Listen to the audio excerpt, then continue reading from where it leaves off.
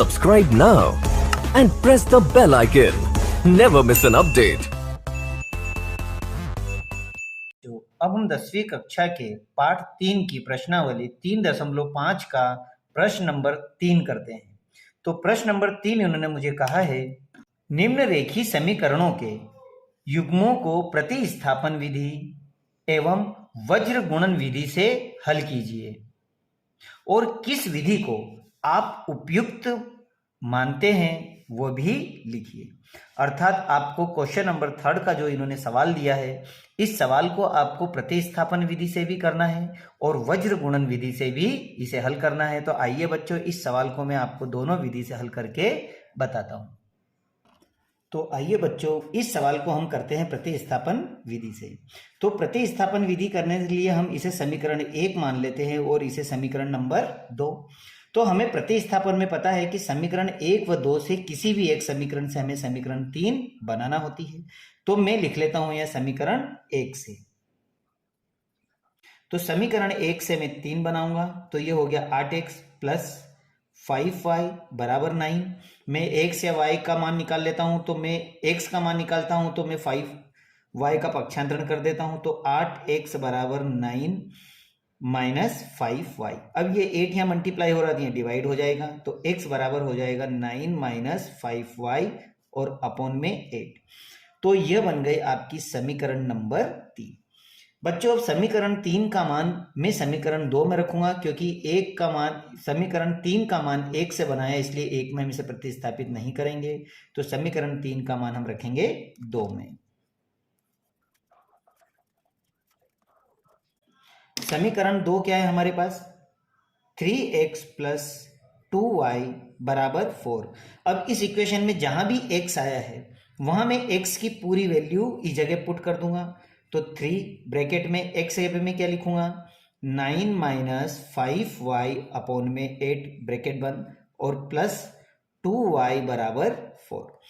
अब 8 ये डिवाइड नहीं हो रहा, तो 3 का मल्टीप्लाई यहां कर दूं, तो 9 18 9 27 माइनस 5 3 15y प्लस अब 8 2 में मल्टीप्लाई करेगा, तो 8 को 8 8 दूनी 16y बरोबर, और 8 कहाँ 4 में मल्टीप्लाई करके इसमें विलय हो जाएगा।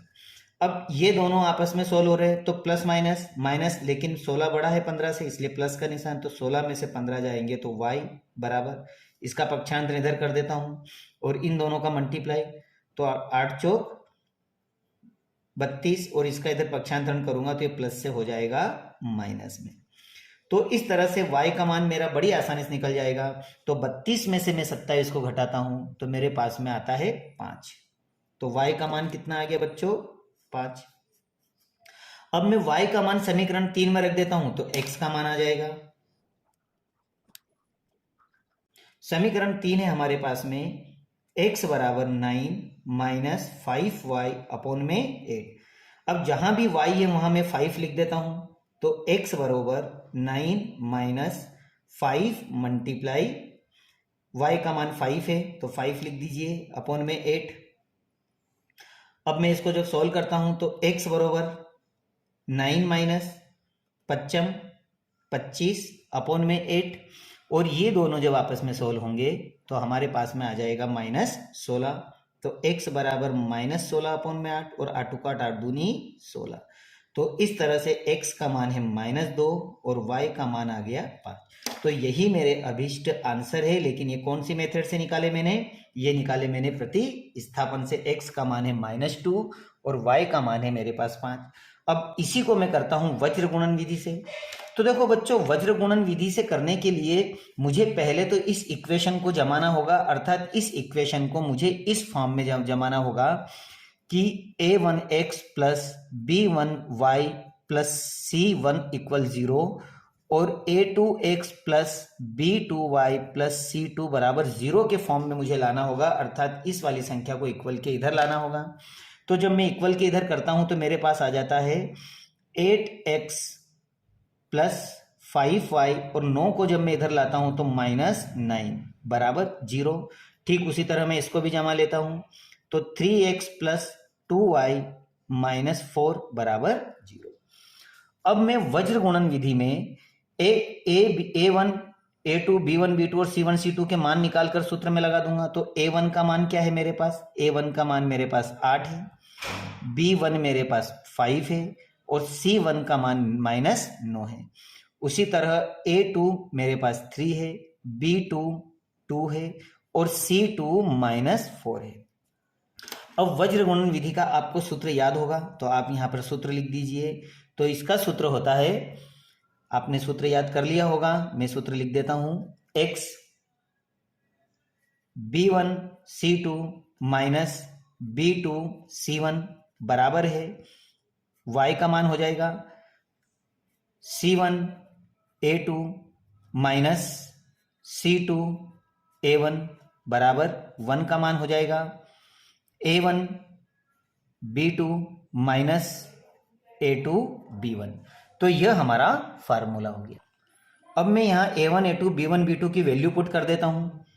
तो x अपॉन में B1 का मान है आपके पास 5, C2 का मान है -4 माइनस B2 का मान है 2 मल्टीप्लाई C1 और C1 का मान है -9। तो यह तो वैल्यू पुट कर दी। अब इसी तरह मैं y में भी कर देता हूं, C1 का मान है -9 मल्टीप्लाई A2 का मान है हमारे पास 3 और माइनस C2 का मान है -4 मल्टीप्लाई और A1 का मान है 8।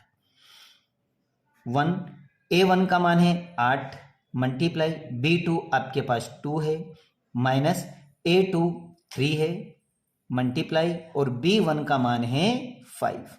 तो इस तरह से मैंने सारी वैल्यू इस फार्मूले में जमा दी। अब मैं इसको सॉल्व कर लेता हूं। तो x प्लस माइनस 5 20 और माइनस प्लस 9 दूनी 18, ये हमारा x का मान। y बरोबर 9 18 9 27 और माइनस हो जाएगा प्लस और 8 16 8 चौक 32 बराबर 1/8 दूनी 16 माइनस 5 3 15।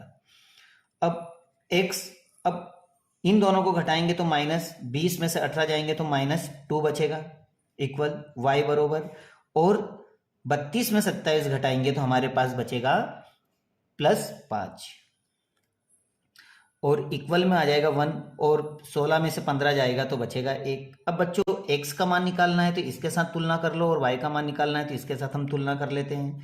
तो x बराबर -2 बराबर 1/1। जब इसका क्रॉस मल्टीप्लाई करूंगा तो x का मान हो गया -2, ये आपका पहला आंसर आया। उसी तरह से अगर मुझे y का मान निकालना है तो y/5 इक्वल 1/1, मैं इसके साथ तुलना कर देता हूं क्रॉस मल्टीप्लाई, तो y बराबर हो जाएगा 5। तो ये हमारा आ गया y का मान।